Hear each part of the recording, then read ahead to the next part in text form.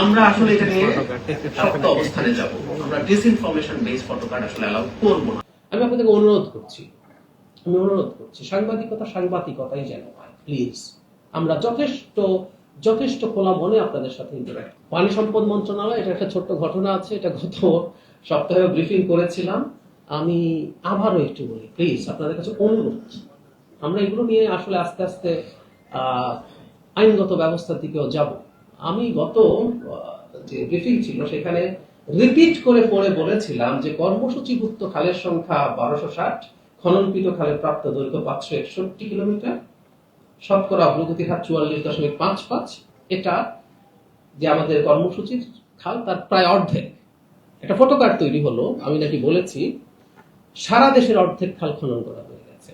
এটা নামগোত্রহীন কেউ না, পরিচিত জাতীয় দৈনিকের ফটোকার্ড। এটা নিয়ে ফ্যাক্ট চেকাররা এটাকে ডিবাঙ্ক করেছেন, এটাকে ডিসইনফরমেশন সেটা করেছেন, কিন্তু এগুলো করছি আমরা। একটা কথা খুব important, we must be serious about that. Misinformation এবং ডিসইনফরমেশন এই সরকার টলারেট করবে না, কারো দিক থেকে করবে না। এটা একজন ব্যক্তি করার একটা প্রতিষ্ঠান করার মধ্যে সিরিয়াস পার্থক্য আছে। আমি আমার প্রচুর একটু ব্যক্তিগত কথা বলেই ফেলি, মানে আমি খুব স্টুপিড মানুষ না। আমি আমার প্রচুর পরিচিত মানুষজনের কাছ থেকে এই কার্ড পাঠিয়ে আমার কাছে জানতে চাওয়া হচ্ছে। ইভেন এমন সব কথাবার্তা আসছে সেগুলো সরিয়ে রাখে, যেগুলো কোনো ব্যক্তি করছে, ফটো কার্ড বানিয়ে বলছেন আমি নাকি হচ্ছে জনগণের কল্যাণের জন্য জ্বালানির দাম বাড়ানো হয়েছে, বিদ্যুতের দাম। আমি এগুলো এভাবে বলিনি, কিন্তু এই যে কথাটাকে ডিস্টর্ট করা হলো, আমাকে অনেকে পাঠিয়ে জিজ্ঞেস করছেন যে আমি কি বলেছি কিনা। মজার ব্যাপার, কেউ তো আসলে পুরো ইয়েটা শুনছেন না। আমি তখন ওই যে ফ্যাক্ট চেকাররা কি করছিল ওটা পাঠিয়ে দেওয়ার চেষ্টা করেছি। আমি আপনাদেরকে অনুরোধ করছি, সাংবাদিকতাই যেন হয়, প্লিজ। আমরা যথেষ্ট খোলা মনে আপনাদের সাথে ইন্টারঅ্যাক্ট করতে চাই। আমি আগেও একদিন বলেছি, সরকারের সমালোচনা করার অনেক কিছু পাওয়া যাবে। এই দেশে এত বড় এত জটিলতা, একটু পেছনের কথা বলতে, শেখ হাসিনা এই দেশটাকে এত বাজে ভাবে রেখে গেছেন, এই সরকার সর্বোচ্চ চেষ্টা করলে আপনি দেখবেন সমালোচনার জায়গা তৈরি হচ্ছে। সরকারের কোনো ক্ষেত্রে সরকারের ব্যর্থতা আপনি পাবেন, জেনুইন জিনিসগুলো নিয়ে সমালোচনা করেন। আমি এটাকে ওয়েলকাম করছি। আমি কয়েকদিন আগে একটা টক শোতে সরাসরি বলে এসেছি একজন সিনিয়র সম্পাদককে যে কেমন দেখছেন। আমি বললাম আমি চাই মিডিয়া আরো বেশি সরকারের সমালোচনায়, যৌক্তিক সমালোচনায় ভাইব্রেন্ট হয়ে উঠুক। আমি জানি না কবে কোন সরকার থেকে কেউ এই ধরনের কথা বলেছে, কিন্তু প্লিজ মিসইনফরমেশন ডিসইনফরমেশন না।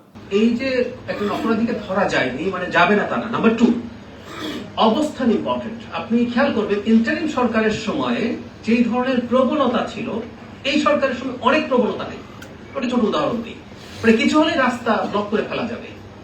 হচ্ছে কি এখন এতটা না? আদৌ কি হচ্ছে? এখন কি দাবি দেওয়া নেই মানুষের? তো তাহলে আগে হয়েছিল কেন? আগে হয়েছিল কারণ ইন্টারিম সরকার এগুলোর ব্যাপারে কোন রকম কোনো অবস্থা নেই। উদ্ভট সব দাবি নিয়েও মানুষ, অল্প কিছু মানুষ রাস্তা ব্লক করে ফেলেছে। সেই প্রবণতা তো এখন হচ্ছে না।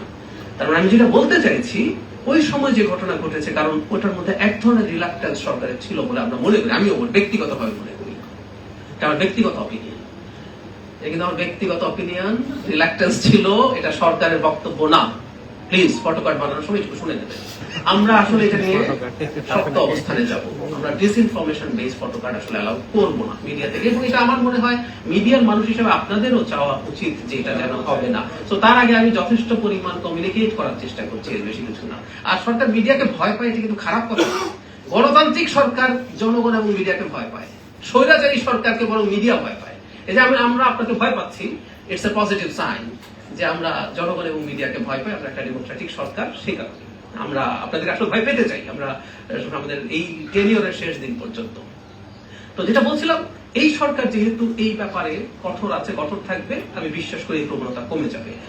সেটাই হলো ব্যাপার। এবং যারা আগে করেছে ওই ঘটনারও তদন্ত, তাদেরকে ধরা, শাস্তি নিশ্চিত করা, এগুলো করা অবশ্যই এটাকে কমব্যাট করার পার্ট হবে। সুতরাং আমরা সর্বোচ্চ সেই চেষ্টা করবো, এটা করা হচ্ছে।